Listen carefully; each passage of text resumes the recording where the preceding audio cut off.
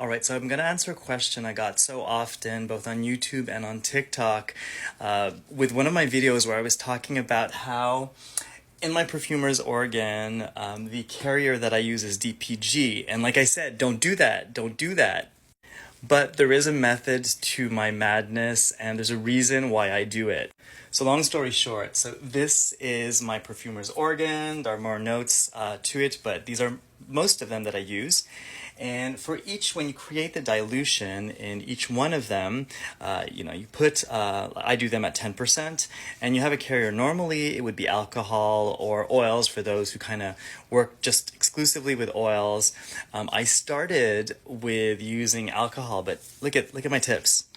I foolishly started using these ones, and what happens is that ethanol eventually evaporates, especially with a little bit porous like this tip.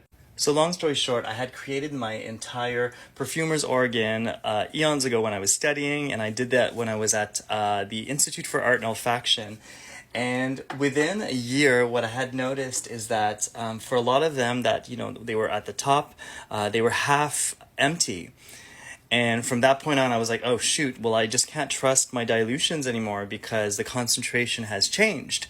So I had to find a way to do that. And I didn't want to have the plastic tops that are like probably the best, just because, I was thinking of the environment and I wanted to have one pipette that I keep using over and over. So at first I was thinking of using oils because I do a lot of oil perfumes, but then I decided to do DPG. And Saskia at the Art and Olfaction Institute told me not to do that. So that's why I'm saying not to do it. Do as I say, not as I do, right? The difference between, the Institute for Art and Olfaction, where I do believe they do it with ethanol, is that those materials are being used way quicker than me because they have a lot of students going in. I'm by myself working on this. So I need these to last as long as I can. And so ethanol just wasn't cutting it with this particular bottle that I had chosen to use. And the reason why I decided just to go ahead with DPG is because when I was studying at the Grasse Institute of Perfumery, I did their online program. Well, they had to send these boxes. Give me a moment, I'm going to open it up.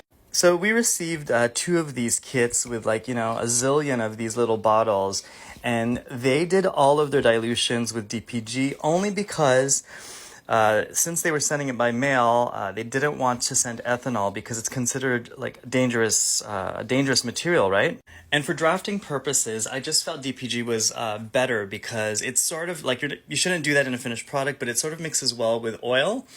And depending on which oil you're choosing, and it definitely mixes well with ethanol. So if I'm drafting things, that medium actually works for both. And in my line of perfumes, I actually do have oil perfumes and ethanol-based perfume. And for me, every perfumer works differently. I just use this for drafting, to fan out, to have an idea of what I'm doing. And when I start actually doing more final formulas or more final drafts, if you will, I actually go ahead and use raw material. So, every perfumer works differently. That's how I work. So me, it's exclusively to create raw drafts first. So for me, DPG was totally fine, but keep in mind that it's a heavier medium, so you're not getting as much of the nuances. So you sort of have to know well your material if you're going to choose a carrier that's a little bit heavier.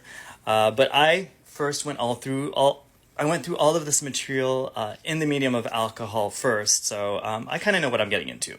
So that's the reason. So if you decide to move forward with DPG, don't blame me if you get red for filth for it. This is what I do. You do you, boo.